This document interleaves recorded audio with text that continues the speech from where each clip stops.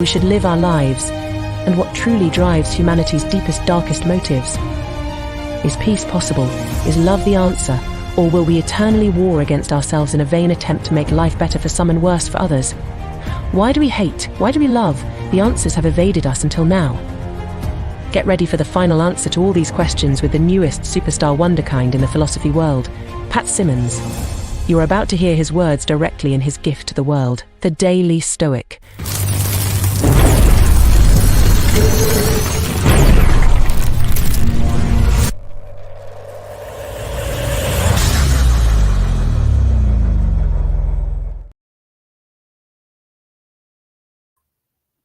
What is up, everybody? Happy October. It is October 2nd. Divine Creator, just want to thank you for making me an instrument of your peace and your love and your understanding and your truth, your authenticity. Yeah, just help me shine bright today, baby. Bless them, change me. October 2nd, the most valuable asset, but the wisest person can lose nothing. Such a person has everything stored up for themselves, leaving nothing to fortune.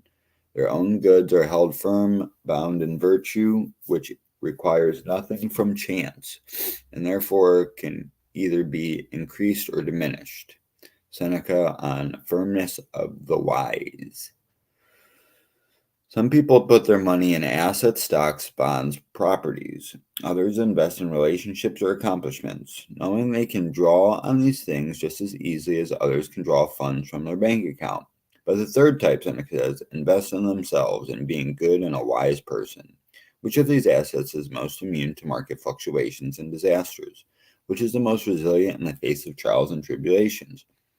Which will never abandon you? Seneca's own life is an interesting example. He became quite wealthy as a friend of the emperor, but as Nero became more and more deranged, Seneca realized he needed to get out. He offered Nero a deal. He would give Nero all his money and return all of Nero's gifts in exchange for complete and total freedom. Ultimately, Nero rejected this offer, but Seneca left anyways, retiring in relative peace. But one day the executioners came with their mortal degree. In that moment, what did Seneca rely on? It wasn't his money, it wasn't his friends, who, although they meant well, were a considerable source of grief and mourning. It was his virtue, his inner strength. It was Seneca's most trying moment, his last and his finest. Sounds like an interesting story. I don't know much about this Seneca character. One of my first jobs I got, the one I worked at for a while, my boss, the owner of the company, always used to tell me, like, just invest in yourself. Like, go learn things, invest in making yourself better. He's like, I can go anywhere and I can make this kind of money. And that was like a foreign mindset to me at the time. And it's like, it wasn't until like maybe like two or 3 years ago that I really started like investing in myself, like deep learning and making me a better person, making me more able to handle situations, like really working on my spirituality, really working on my inner focus. And I think that's it, like I see people like crumble when shit goes bad, you know what I mean? And they got more money than me, right? So it's not about the finances, it's about how one handles themselves in trying situations.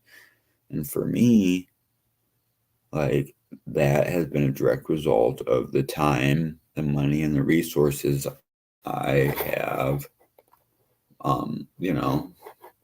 invested in myself. What's up, Patrick? Good morning, brother. Man, I've been thinking about you, dude. Let's get together for breakfast. I feel like an asshole because I fucking never got back to you. And that's in the, like, assets and friends, I have like this internal thing, right, where it's like, cool, I invest a lot of time in my friends, a lot of time in making connections with people, but I don't hold them to any like sort of like, oh, I did this, so you gotta do this shit for me. It's more or less like the real motherfuckers, when like real recognize real, you know what I mean? Like, you put out, you show people who you are, you be authentic and deep down and just vulnerable and be like, yo, this is what's up. And you live your life.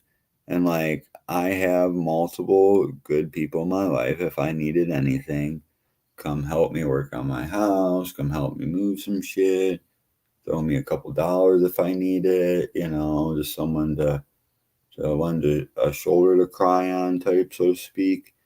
So, but I do believe the most valuable asset, like we are all we have. We are all we have. I have my children, I have my girlfriend, I have my mom. But ultimately, if I rely so much on other people, they will let me down. Like the story's saying, like Nero went a little nuts, and Seneca's like, I gotta get the fuck out of here. I invested so much time and energy into you. Here's the gifts you gave me. I'm out. I need to care for myself.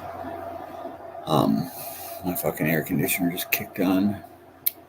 So yeah, I don't know. I love you guys so much. Very cool, man. I will catch you guys on the flip side. Have a blessed day.